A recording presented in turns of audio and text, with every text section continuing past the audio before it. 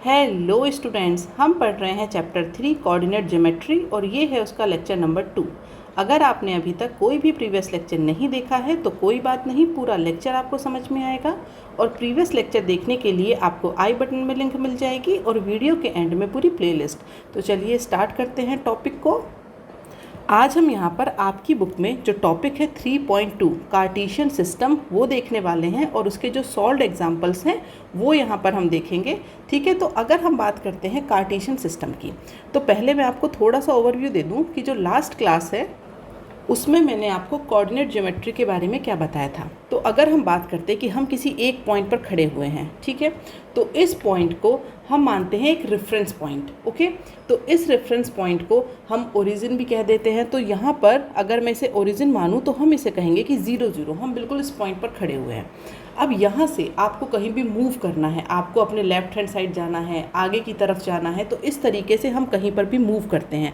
तो आपने माना कि यहाँ पर नॉर्थ के डायरेक्शन में, जब भी हम ऊपर की बात करते हैं तो ऊपर नॉर्थ डायरेक्शन होता है, नीचे साउथ और आपके राइट हैंड साइड पर ईस्ट और लेफ्ट हैंड साइड पर वेस्ट। तो अगर आप नॉर्थ में मूव किए तो मैंने कहा कि आपने 5 फीट की डिस्टेंस ट्रैवल की। ठीक है, तो आपने 5 फीट की डिस्टेंस ट्रैवल करके आप नॉर्थ की तरफ आगे बढ़े। तो इसका मतलब जब आप यहाँ पर पहुँचे तो ये जो एक्सिस है, ये वाली जो एक्सिस, ये हमेशा वाई एक्सिस कहलाती है और ये हमेशा एक्स एक्सिस। तो यहाँ पर ये वाला कोऑर्डिनेट एक्स है और ये वाला कोऑर्डिनेट वाई है। तो जब आप परपेंडिकुलर इस तरीके से आगे बढ़ेंगे तो सिर्फ वाई कोऑर्डिनेट चेंज होगा। दैट मीन्स आपने 0,5 यहाँ पर आप पहुँच गए। ठीक है, तो इस तरीके से हमारी जो कोऑर्डिनेट ज्योमेट्री होती है उसे हम इस तरीके से डिफाइन करते हैं कि हम कहाँ पर थे और अब हम कहाँ पहुँच गए, तो उस जगह के कोऑर्डिनेट क्या हैं। तो वो एक तरीके से हुई कोऑर्डिनेट ज्योमेट्री। कोई सामान है कहीं पर रखा हुआ है, आप उसकी लोकेशन बता रहे हैं कि इतना लेफ़्ट में मूव करिए, इतना राइट में मूव करिए, तब आपको वो सामान मिल जाएगा। या फिर आप यूँ कहिए कि आप कहीं मार्केट जा रहे हैं, आपने किसी से रास्ता पूछा कि ये जो पर्टिकुलर शॉप है कहाँ पर है, तो वो आपसे क्या कहेगा, स्ट्रेट चाहिए। आप कहेंगे कितना स्ट्रेट, 100 मीटर स्ट्रेट चाहिए। फिर आप लेफ़्ट टर्न लीजिए, 20 मीटर पे शॉप आ जाएगी। तो वो उसने उस शॉप के कोऑर्डिनेट आपको बताए हैं कि 100 पहले आपको स्ट्रेट जाना है, फिर 20 आपको लेफ़्ट या राइट जो भी मुड़ना है, तो वहाँ से 20 मीटर आपको लेफ़्ट जाना है। तो वो उस पर्टिकुलर शॉप के कोऑर्डिनेट बताए हैं। तो ये हो गई हमारी कोऑर्डिनेट ज्योमेट्री। लेकिन अब अगर हम बात करें कार्टेशियन सिस्टम की तो यहाँ पर भी वही चीज़ है, बस अब हम यहाँ पर चीज़ों को नेगेटिव में भी लेंगे। मतलब अगर मैं आपसे कहूँ कि इस तरीके से ये एक लाइन मैंने ड्रॉ कर दी, ठीक है, अब यहाँ पर बिल्कुल ओरिजिन पर यहाँ पर आप खड़े हुए हैं पॉइंट 0 0 पर, इस पॉइंट को मैंने मान लिया ओ। अब आप यहाँ से अपने राइट में भी मूव कर सकते हैं, अगर इसे मैं राइट कहूँ, और आप अपने लेफ़्ट में भी मूव कर सकते हैं। तो बस यहाँ पर ये चीज़ कह दी गई है कि जब आप राइट में मूव करेंगे तो ये वाले जो पॉइंट्स हैं, माना कि आप 1 मीटर 2 मीटर इस तरीके से मूव कर रहे हैं, 1 मीटर 2 मीटर 3 मीटर, ये मीटर में ले लिया मैंने, तो ये जो सारे पॉइंट हैं ये हैं पॉजिटिव पॉइंट। ठीक है, फिर जब मैं आपसे कहूँ कि आपको अपने लेफ़्ट हैंड साइड मूव करना है तो जो भी मूवमेंट होंगे वो सारे मूवमेंट मैंने मान लिए कि ये सारे मूवमेंट होंगे नेगेटिव में। ठीक है, हालांकि आप डिस्टेंस ट्रेवल कर रहे हैं, डिस्टेंस हमेशा पॉजिटिव होती है, बट हम सिर्फ ये मान करके चल रहे हैं कि अगर आप राइट हैंड साइड की तरफ चले तो सारे मूवमेंट पॉजिटिव और लेफ़्ट हैंड साइड की तरफ चले तो सारे मूवमेंट नेगेटिव। तो जैसे ये हॉरिजॉन्टल लाइन पर हो रहा है सेम वैसा ही वर्टिकल लाइन पर भी होगा। तो अगर यहाँ पर एक वर्टिकल लाइन ड्रॉ कर दूँ मैं इस तरीके से, अब इसमें भी यहाँ पर आप हैं तो ये है आपका रेफरेंस पॉइंट O और ये हो गया 0 0। अब जब आप ऊपर मूव करेंगे तो ये पॉइंट्स क्या हैं, पॉजिटिव 1 2 3, और जब आप नीचे मूव करेंगे तो ये पॉइंट क्या है, -1 -2 -3। ठीक है, तो जो कार्टेशियन सिस्टम है उसमें हम पॉजिटिव के साथ साथ नेगेटिव पॉइंट्स भी लेकर के चलते हैं। तो अब अगर हमने इस तरीके से पॉइंट्स ले लिए तो हमारे पास कुछ क्वाड्रेंट बनते हैं। तो वो कैसे बनते हैं वो हम यहाँ पर देख लेते हैं। तो अगर मैं कार्टेशियन सिस्टम को कम्प्लीटली डिज़ाइन करना चाहूँ तो हम कहेंगे कि ये जो हॉरिजॉन्टल एक्सिस है ये अगर x है जो कि कौन सी है, पॉजिटिव साइड, तो जो ये नेगेटिव साइड है इसे हम कहेंगे x डैश। ओके, ठीक इसी तरीके से जो हमारी पॉजिटिव साइड है वर्टिकल पे वो हमारी हो जाएगी y, ये क्या है, पॉजिटिव। ओके, और नीचे यहाँ पर हो जाएगा y डैश और ये क्या हो जाएगा, नेगेटिव। ये बिल्कुल मिड में यहाँ पर क्या हो गया, पॉइंट O, और इसे मैंने ले लिया 0 0, ये हो गया रेफरेंस पॉइंट। अब जब आप पॉजिटिव साइड पर कैसे चलेंगे, 1 2 3 इस तरीके से, ठीक है। तो y पर भी कैसे चलेंगे, 1 2 3। लेकिन अब अगर मैं बात करूं आपको कहाँ चलना है, y डैश पर, तो कैसे चलेंगे, -1 -2 -3। यहाँ पर x डैश पर -1 -2 -3। तो अब यहाँ पर आपको दिख रहा होगा कि ये 1 2 3 4 ये जो पूरा सिस्टम है ये 4 पार्ट में डिवाइड हो गया है। तो इसके ये 4 क्वाड्रेंट कहलाते हैं। क्लियर है, यहाँ पर हमने इसे 4 पार्ट में डिवाइड कर दिया। तो ये पूरे जो हमारे पास आए हैं इसे हम कहते हैं कि ये एक मतलब हमारे पास क्वाड्रेंट हो गए हैं। तो अब ये जो क्वाड्रेंट है इन्हें हम कैसे डिफाइन करेंगे, सिर्फ इनका नाम बताएंगे और ये बताएंगे कि इस क्वाड्रेंट में कौन सी चीज़ पॉजिटिव है, मतलब x या y में से, और कौन सी वैल्यू नेगेटिव है। ठीक है, तो अगर हम कहें कि किसे हम क्वाड्रेंट 1 कहते हैं तो इसका जो जनरल फॉर्मूला होता है उसमें हम हमेशा पॉजिटिव से लेकर के चलते हैं। तो ये वाला जो पार्ट है हमारा उसे हम कहते हैं क्वाड्रेंट फर्स्ट। ठीक है, क्योंकि यहाँ पर x और y दोनों पॉजिटिव हैं। आप देख सकते हैं कि यहाँ पर अगर मैं कोई भी पॉइंट लूँ, मैं एक पॉइंट ले लूँ यहाँ, तो ये पॉइंट मेरा क्या हो जाएगा, x की वैल्यू तो 1 है यहाँ से देखेंगे, और y की वैल्यू क्या है 2.5, दोनों वैल्यू क्या हो गई, पॉजिटिव। ठीक है, और आप यहाँ से भी देख सकते हैं कि ये यहाँ पर ये जो वैल्यूज़ आएंगी इस क्वाड्रेंट में, ये जो वैल्यूज़ आएंगी ये सारी हमारी क्या होंगी, पॉजिटिव। तो यहाँ पर हम लिख सकते हैं, इसी के नीचे मैं लिख देती हूँ, यहाँ पर ये हो जाएगा पॉजिटिव पॉजिटिव, और जो फर्स्ट पॉइंट है वो होता है हमेशा x और सेकंड होता है हमेशा y। अब हम इसमें आते हैं। ठीक है, तो अब इसे हम हमेशा क्वाड्रेंट फर्स्ट कहिएगा क्योंकि ये स्टैंडर्ड फॉर्मूले हैं, मतलब स्टैंडर्ड तरीका है डिफाइन करने का। ये हो जाएगा क्वाड्रेंट 2। अब आप इसमें देखिए, हम यहाँ पर अगर बात करें तो y क्या है यहाँ पर पॉजिटिव, लेकिन x की जो वैल्यू है ये सारी क्या है, नेगेटिव। तो इसका मतलब यहाँ पर आप लिख सकते हैं, सबसे पहले x को लिखेंगे तो आप क्या लिखेंगे, नेगेटिव, और उसके बाद क्या लिखेंगे, पॉजिटिव। दैट मीन्स x की वैल्यू नेगेटिव होगी और y की वैल्यू पॉजिटिव। फिर यहाँ पर आ जाइए, ये हो जाएगा क्वाड्रेंट थर्ड।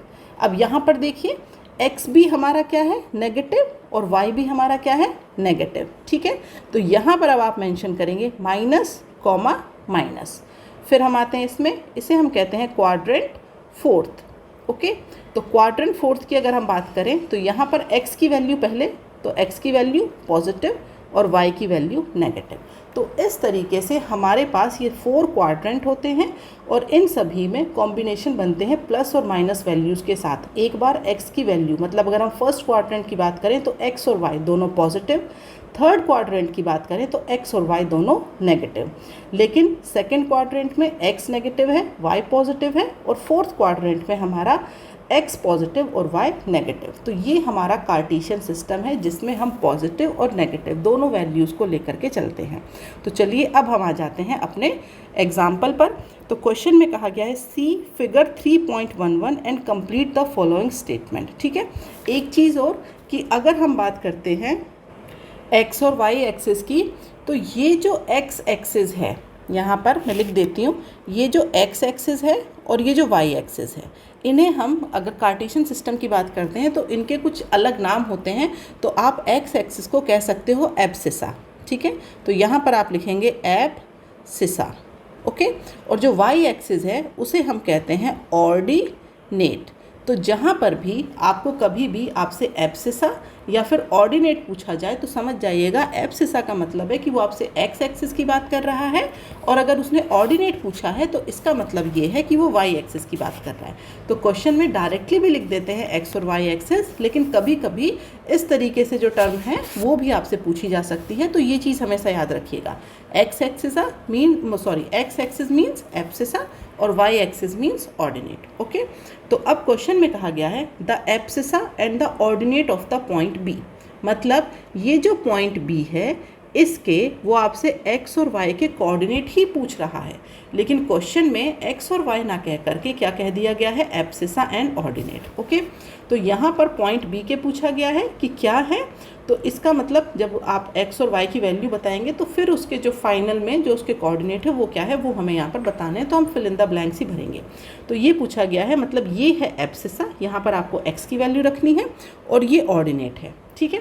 इसके बाद आपको यहाँ पर x, y ये वैल्यू मतलब यहाँ पर आपको फिल करनी है। तो चलिए देख लेते हैं क्या है ये वैल्यू, वही वैल्यू हम फिल कर देंगे।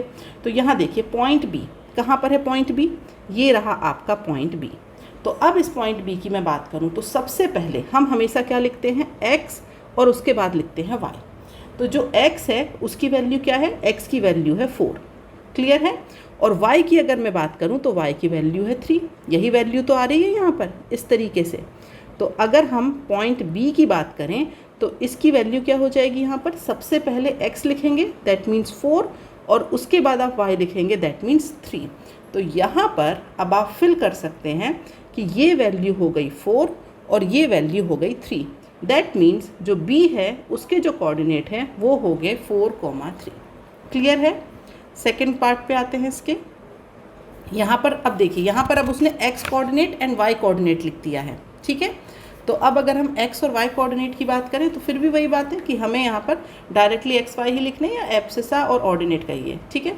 तो पॉइंट m के बताने हैं अब हमें। अब पॉइंट m पर आ जाइए। तो पॉइंट m कहाँ है, ये रहा पॉइंट m आपका। अब इस पॉइंट m की अगर मैं बात करूँ तो सबसे पहले x देखेंगे। तो ये है हमारी x डैश एक्सिस, तो इस पर ये वैल्यू कितनी हो जाएगी, -3। ये -3 है ना, ये रहा -3। अगर हम y की बात करें तो y क्या है 4, तो ये हो गया हमारा 4। That means -3, 4। तो यहाँ पर लिखिए -3 और यहाँ लिखिए 4 और ये हो जाएगा -3, 4, ठीक है। अब नेक्स्ट क्वेश्चन पे आते हैं। यहाँ पर भी लिखा है x coordinate and y coordinate, किसके, पॉइंट L के बताने हैं अब आपको। पॉइंट L पर आ जाइए, कहाँ है, ये रहा पॉइंट L। मतलब वो आपसे हर एक क्वाड्रेंट में एक पॉइंट दे करके और वैल्यू पूछ रहा है कि आपको हर क्वाड्रेंट में किसी भी पॉइंट की वैल्यू देखनी आनी चाहिए। तो यहाँ पर अगर हम बात करें तो फिर से x पहले देखेंगे, ठीक है। तो अगर हम x की बात करें तो x कितना है, -5, लिख दीजिए -5। उसके बाद हम y देखेंगे, y कितना है, -4। क्योंकि ये थर्ड क्वाड्रेंट है तो दोनों वैल्यू क्या होंगी, negative, -5, -4।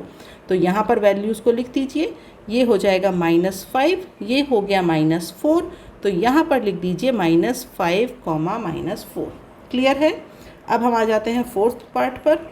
The x coordinate and y coordinate कौन से पॉइंट के, पॉइंट S के। तो ये पॉइंट S कहाँ पर है, ये रहा आपका पॉइंट S। यहाँ पर भी पहले x देखना है, तो x कहाँ पर है, ये रहा। दैट मीन्स x की वैल्यू है 3। y की बात करें तो y की वैल्यू कितनी है, -4। तो ये हो जाएगा 3, -4। तो यहाँ पर फिल कर दीजिए 3, -4, दैट मीन्स 3, -4। तो ये वैल्यूज़ हमने फाइंड आउट कर ली। तो हमेशा जब भी वैल्यू लिखेंगे तो इस चीज़ का ध्यान रखेंगे, पहले x लिखेंगे उसके बाद y लिखेंगे, ओके। अब हम आ जाते हैं नेक्स्ट क्वेश्चन पर। यहाँ पर कहा गया है right the coordinates of the points marked on the axis in figure 3.12। तो ये फिगर मैं ड्रॉ कर लेती हूँ। तो ये हमें फिगर गिवन है और यहाँ पर आपसे पूछा गया है कि ये जो पॉइंट है इसमें मार्क्ड ABCDE, इसके हमें कोऑर्डिनेट्स बताने हैं। तो यहाँ पर मैं साइड में लिख लेती हूँ point A, point B, C, D and E, ठीक है। तो यहाँ पर हमें इन सारे पॉइंट्स की जो कोऑर्डिनेट्स हैं वो हमें यहाँ पर फाइंड आउट करने हैं। तो अब आप पॉइंट A को देखिए। पॉइंट A कहाँ पर है, x एक्सिस पर है, ठीक है। तो जब भी पॉइंट या तो x एक्सिस पर हो या सिर्फ y एक्सिस पर हो, तो होता क्या है कि x एक्सिस पर सिर्फ x होता है, y 0 होता है। क्यों, क्योंकि उसमें y की कोई वैल्यू ही नहीं है। y की वैल्यू कब आएगी, जब पॉइंट हमारा इस तरीके से वर्टिकल डायरेक्शन में मूव करेगा। कहीं पर हो वो, या तो वो ऊपर हो पॉजिटिव की तरफ या फिर वो नीचे हो नेगेटिव की तरफ। बट यहाँ पर पॉइंट y की तरफ गया ही नहीं है। पॉइंट कहाँ पर है, सिर्फ और सिर्फ x एक्सिस पर। दैट मीन्स इसके y कोऑर्डिनेट क्या हो जाएंगे, 0। तो हम हमेशा पहले x कोऑर्डिनेट को लिखते हैं। तो x लिख दिया मैंने 4, क्योंकि जो पॉइंट A है वो कहाँ पर है, x पर है और कौन से पॉइंट पर है, 4 पर। तो ये हो गया 4। y की वैल्यू हो जाएगी इसमें 0। क्लियर है। इसके बाद हम आते हैं B पर। अब आप B को देखिए, पॉइंट B आपका कहाँ है, ये y एक्सिस पर है। तो जब ये y पर है, x की वैल्यू कब होगी, जब इस तरीके से ये हॉरिजॉन्टल कहीं पर मूव करेगा। बट इसमें कोई मूवमेंट नहीं है, पॉइंट पूरा का पूरा वाई एक्सिस पर है, दैट मीन्स इसमें x 0 हो जाएगा। और x हमेशा पहले लिखा जाता है तो पहले आप लिखेंगे 0, उसके बाद y की वैल्यू क्या हो जाएगी इसमें 3, तो उसके बाद आपने लिख दिया 3। अब पॉइंट C पर आ जाइए। पॉइंट C की अगर मैं बात करूं तो ये कौन सी एक्सिस पर है, x पर इसकी वैल्यू कितनी है -5, लेकिन y पर इसमें कोई वैल्यू नहीं है तो ये हो जाएगा 0। पॉइंट D की बात करूं तो पॉइंट D कहाँ पर है, y डैश एक्सिस पर, दैट मीन्स ये नेगेटिव पॉइंट है इसलिए नीचे है y डैश पर, लेकिन x इसमें नहीं है तो यहाँ पर पहले x की वैल्यू 0 करिए, उसके बाद y की वैल्यू -4। अब हम बात करते हैं पॉइंट E की। तो अगर ये प्रॉपर ग्राफ में होता तो आपको अच्छे से दिखती E की वैल्यू, लेकिन अभी भी आप देख सकते हैं यहाँ पर कि अगर मैं कंपेयर करके देखूँ तो ये जो लाइन है, मतलब ये जो ओरिजिन है आपकी, ये ओरिजिन है 0 और यहाँ पर इसके कोऑर्डिनेट होते हैं 0 0, ठीक है। तो यहाँ से अगर कंपेयर किया जाए तो ये ऑलमोस्ट 1/3 है, 2/3। क्यों? क्योंकि आप देखें तो इसे आप डिवाइड कर सकते हैं इस तरीके से। क्लियर है? तो ये वाला जो पोर्शन है ये हो जाएगा 1/3, ये वाला जो पोर्शन है ये 2/3 और ये जो पार्ट है ये हो गया 3/3, that means equal to 1। Okay, clear है? दैट मीन्स जो E है हमारा उसके कोऑर्डिनेट क्या हो जाएंगे, सबसे पहले x, तो इसमें सिर्फ x की वैल्यू है और x की वैल्यू कितनी हो जाएगी इसमें 2/3 और y इसमें नहीं है, दैट मीन्स y की वैल्यू को आप क्या लिख देंगे 0।